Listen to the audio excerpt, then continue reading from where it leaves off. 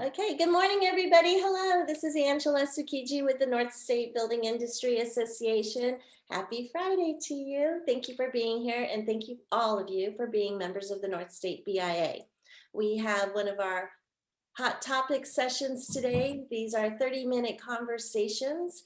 The Associates Council of our association puts these hot topics together. They have 3 more scheduled for this year as well. So keep an eye out for those, but these are real 30-minute conversations with your industry peers. So with that, I would like to introduce to you Christopher Brown. He's with Next Group of Companies. He is our immediate past chair of the Associates Council. So Christopher, thank you for facilitating today's conversation, and thank you for being here. Thanks, Angela.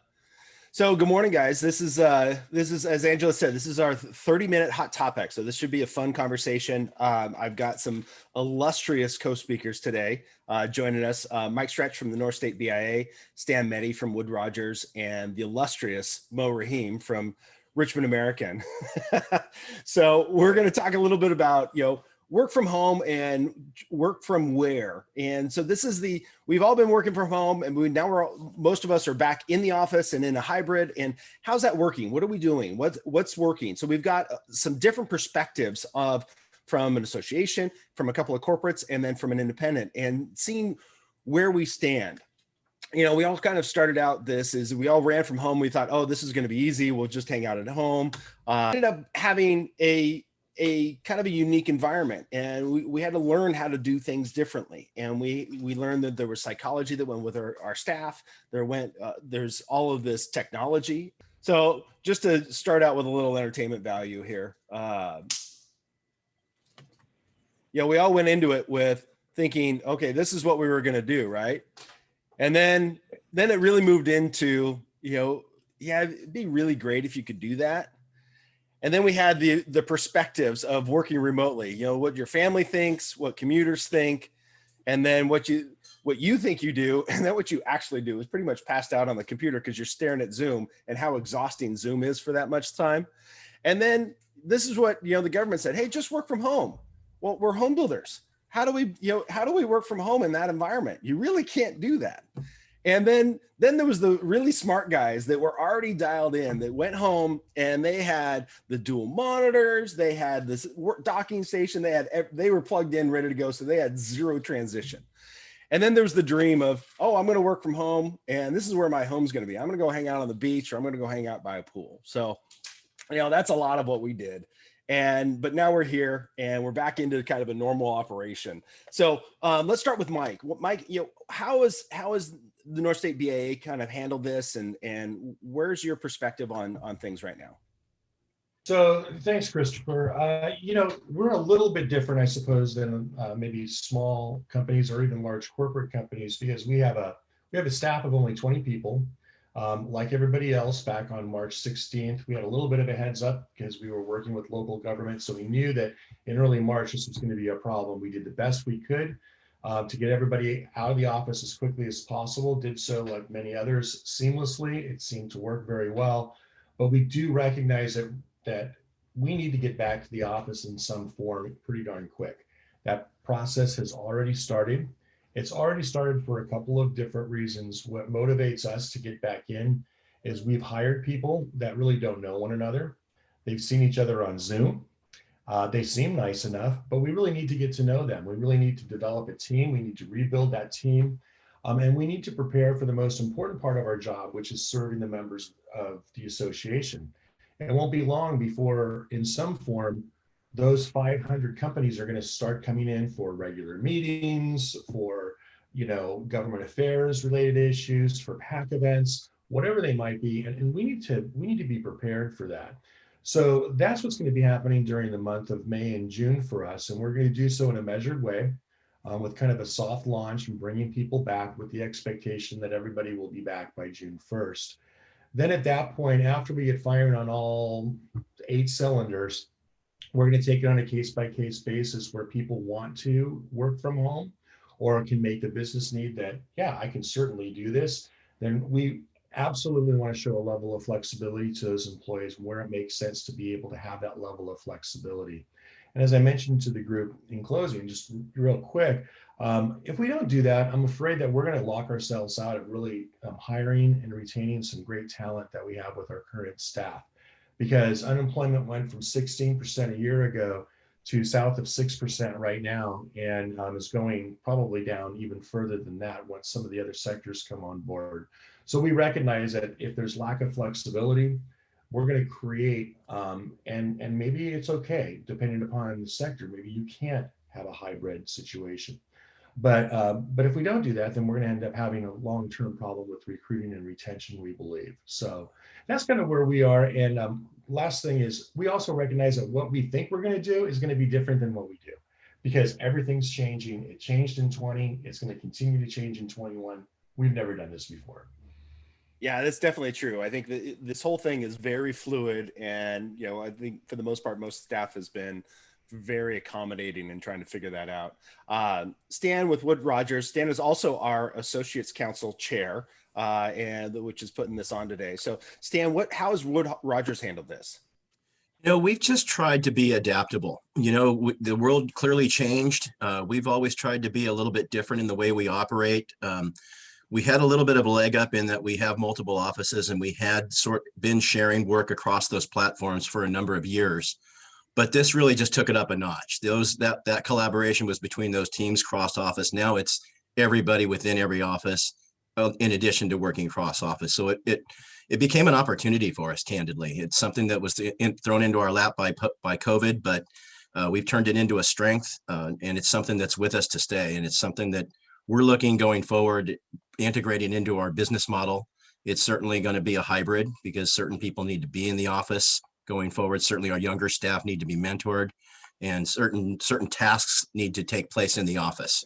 They just can't take place from home. But that there is a hybrid model where possibly some of us can work from home, possibly on Fridays, potentially. It's all about performance, and those metrics are easy to gauge.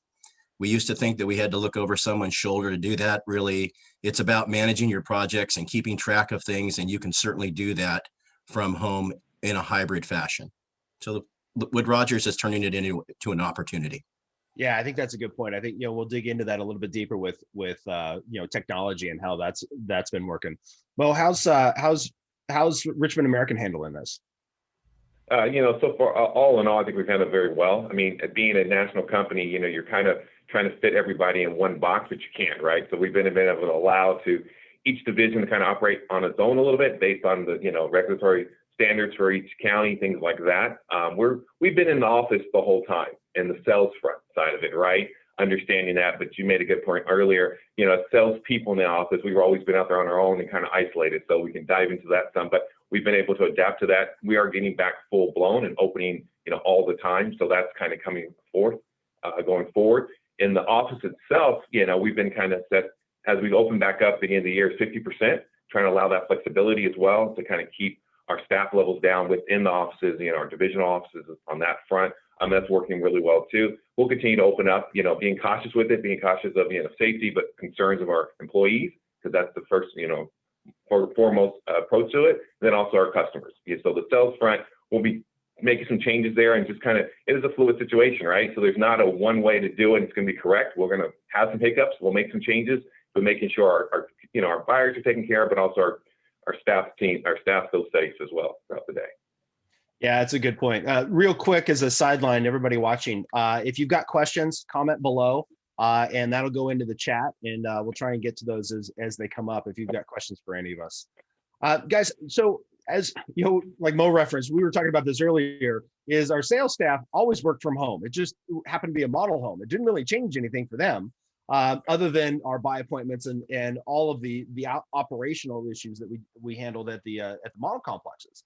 But our office staff has been different. And so we've had to make accommodations either from the combination of work from home. How have you guys, if any, made changes within the office layout to accommodate social distancing or anything like that? Yeah, well, I guess the one thing that I would say is we don't do meetings in conference rooms anymore. We do them in our large boardroom.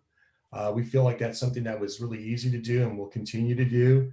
We'll probably limit meetings in offices to just 2 people. We also are very fortunate that, you know, we already have existing space that's pretty large between people, but frankly, we've had requests with some of our subtenants to bring more people in, and we're, you know, we're very conscientious of keeping the actual number of employees as we move into June and the reopening to be at a reasonable level.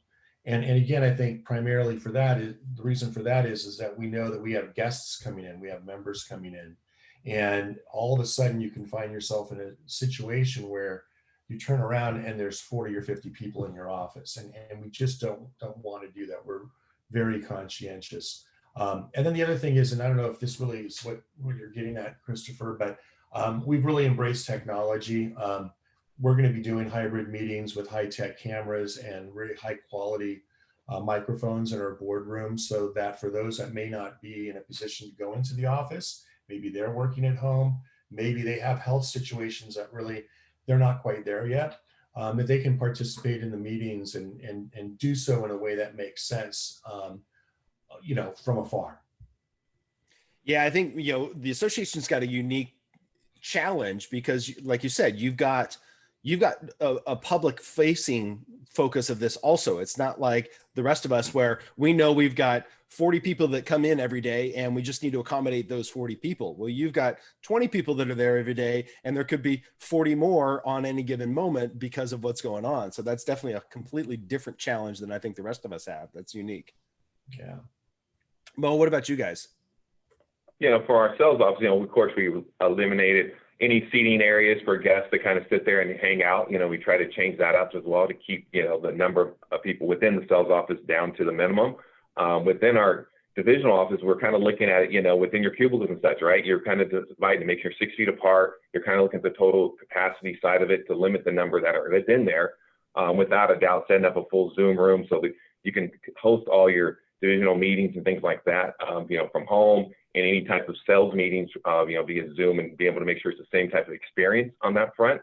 All our team members, of course, as everybody probably did, got laptops, and we're continuing to use that to kind of create that atmosphere of you can operate your day-to-day business via the Zoom or via, you know, anything with your laptop. So we're giving all those tools to be successful.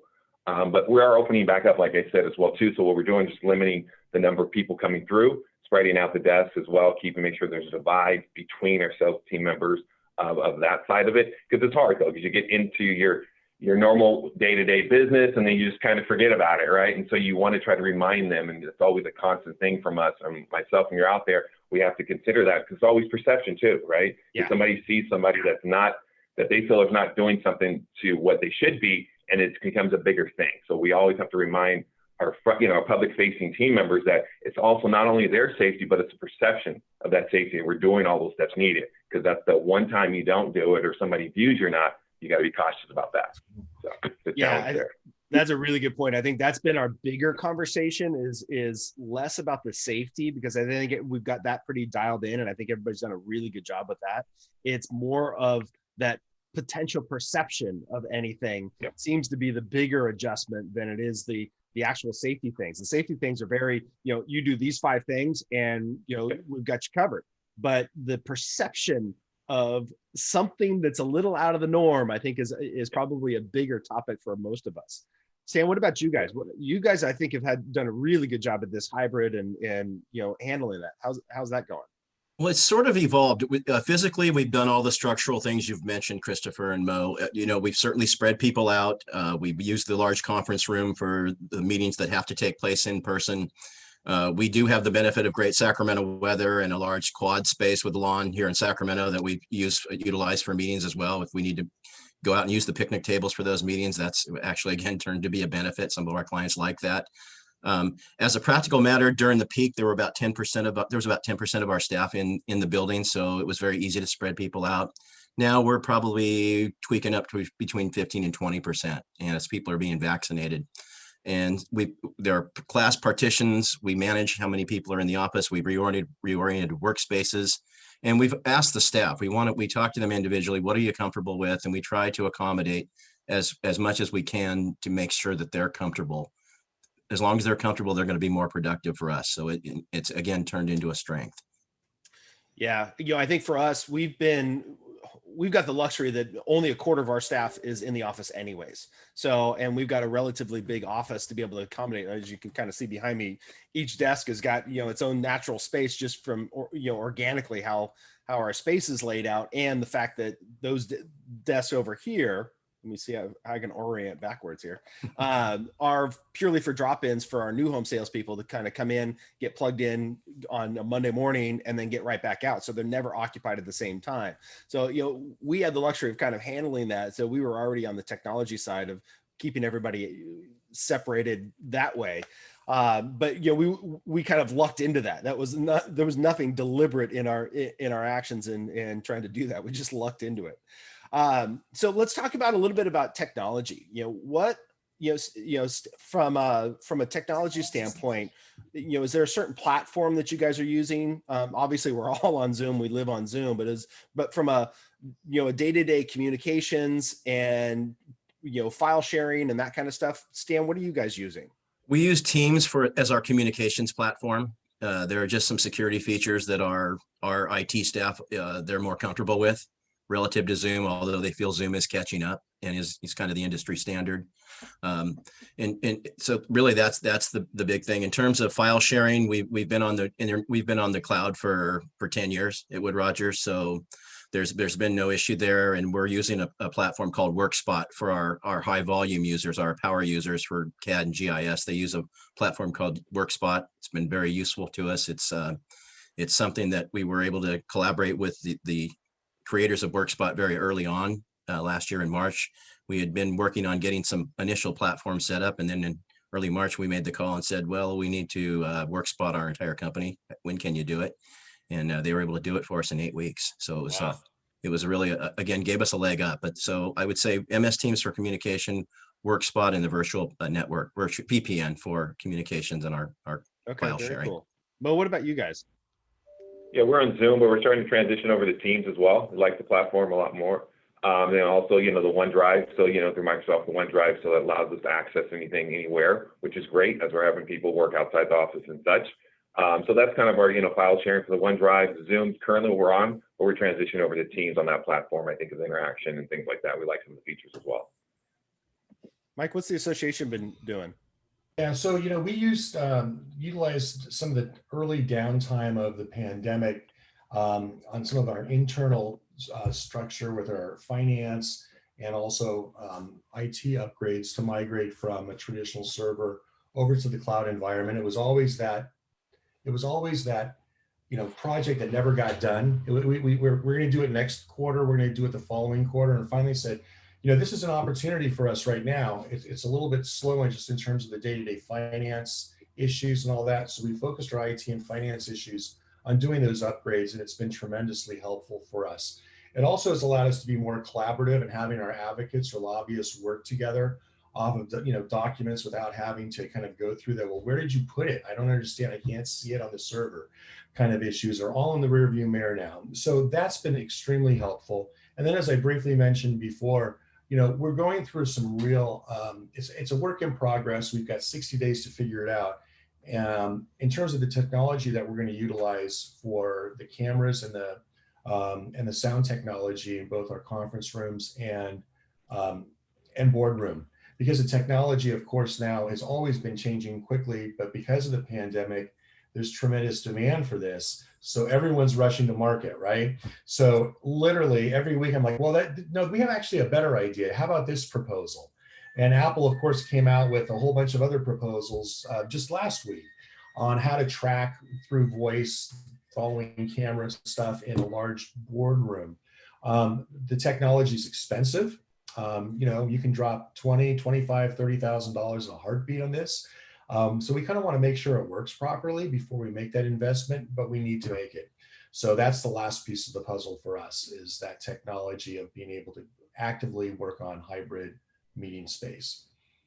Yeah, we've from the beginning of the company, we're a Google partner company. So we use Google Enterprise for all of our email is all on there. All of our file sharing is on Google Drive. And that has been an extremely robust platform. Google did some massive updates over the last year because of all of this. And that's when they switched to this enterprise platform. And that has worked out extremely well for us. The Google Drive works just like, OneDrive, if you're familiar with that, or just like your normal computer. Everything's in the cloud, but is accessed via normal file structure. I think that's what the hard thing was for a lot of people, is that, I got to go to a browser, then I got to pull a file. Well, that doesn't really work. You got to work in a native environment. And I think that's what's worked really well for us. And then we're migrating away from Zoom and into Google Meet as part of that whole platform. And Google Meet is great because we can plug it in.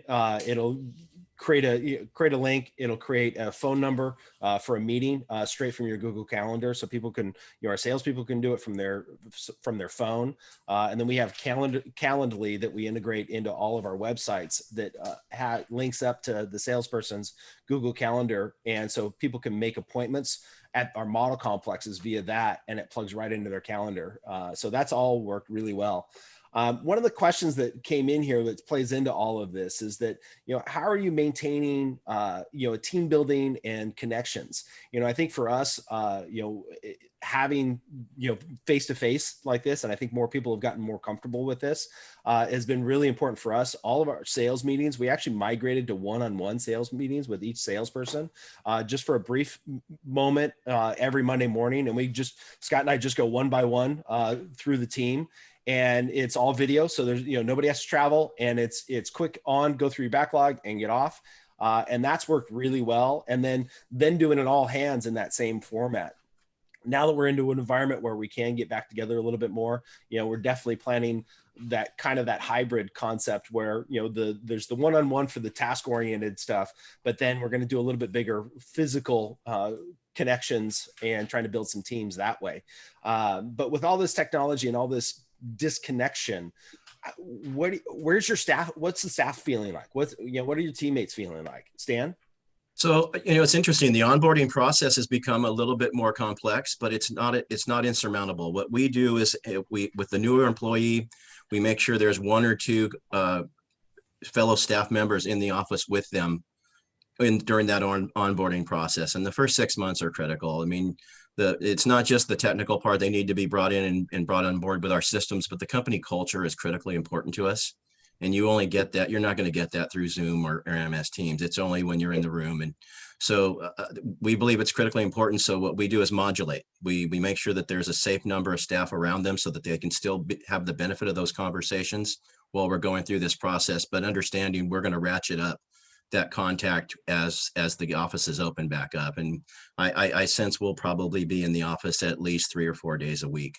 At least in terms of the disciplines that I work in, because they're collaborative. We need to be around each other. Now, maybe there's a civil engineer or a drafts person that could go home and work on a set of improvement plans for 3 weeks by themselves. That's a little different, but during the onboarding process, they need to be around contemporaries. Well, what about you? Yeah, for us, I think it's key as well too, right? You're bringing on board a lot of new team members, especially in the sales field, right? They're coming on board, not getting to know the office. So we are actually going out bi-weekly, 3 office members as well with this meeting the sales team and on-site team in outdoors in the backyard patio areas as well, just to interact and connect as well. What's going on, keeping them connected to what's going on in the office, but also hearing their challenges. As we always have done in the past, we're really focused on, building that camaraderie as well and that energy. Of course, we have our weekly meetings via Zoom. Everybody gets on there, gets to see each other, but I think that interaction face-to-face, that energy, that personal energy, they're craving for it right now. I mean, my sales team is all, when I say we might have in-person meetings again, they're just jumping up in joy because they want that. We're all craving for it, as most of us are.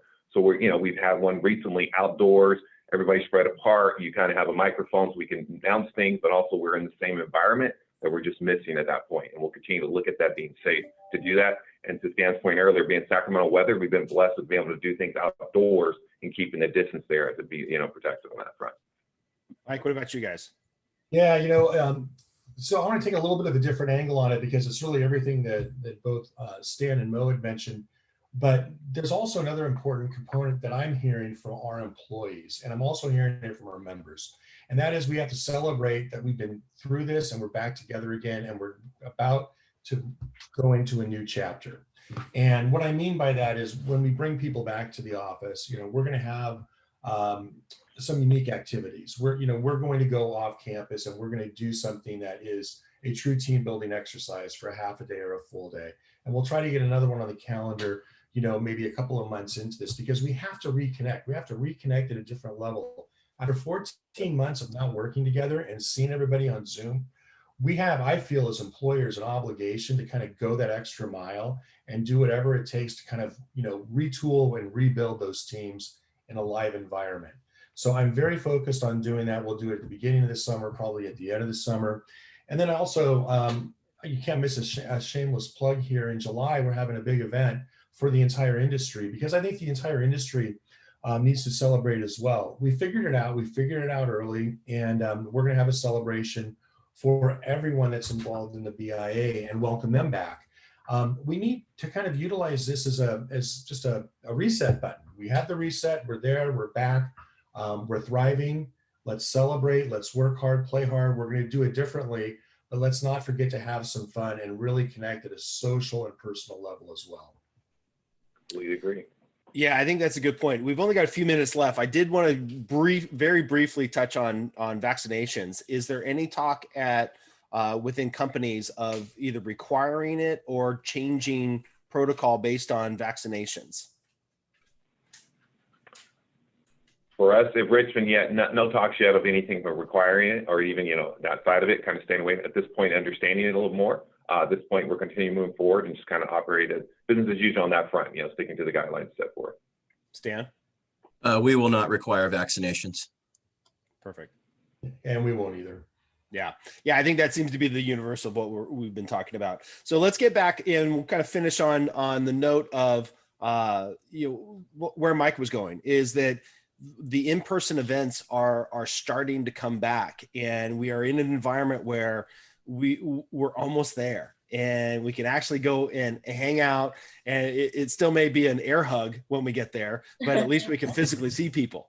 And so Stan, do you guys have anything on the radar that you're contemplating for later in the year to either, whether it's, you guys have always historically done a great employee or customer appreciation, but what about just even something for your staff? We absolutely will. The motto at our office is work hard, play hard. Mike mentioned that earlier. We are definitely contemplating something at the appropriate time. We will have a blowout for sure. Mo, what about you guys? Without a doubt, I think we will as well. You got to celebrate, to Mike's point as well, celebrate the success and being able to get through that. So probably later this summer, we most definitely will put it on the calendar, but we'll make everybody aware it's going to happen. The excitement, right? Building up to it as well. So. Yeah. And, Mike, thanks for talking about that, because I think that's, a real important thing. We're definitely talking about the same thing. I think we're trying to be sensitive and making sure that it's as late in the year as possible to give us as much opportunity to continue the progress that we're making. So I think, that is just about at our time. I think we hit a lot of really good topics. I really wanted to thank ARC Document Solutions, Zurier, Central Valley Bank, Rick Engineering, and Wood Rogers for sponsoring today. Without those sponsorships, this does not happen. And this is not a free event without those sponsorships. So thank you for them. Angela, anything else as we wrap up? I just wanted to mention, in regards to in-person events, we actually, besides our golf tournament that is already sold out, which is happening in May, we have our first in-person mixer that your Associates Council is planning. It will be on June 16th in the evening at Cosentino Showroom in Roseville. So we will be announcing that probably next week and opening it up for registration shortly after. But it will be on June 16th, starting at probably 4 or 5 o'clock.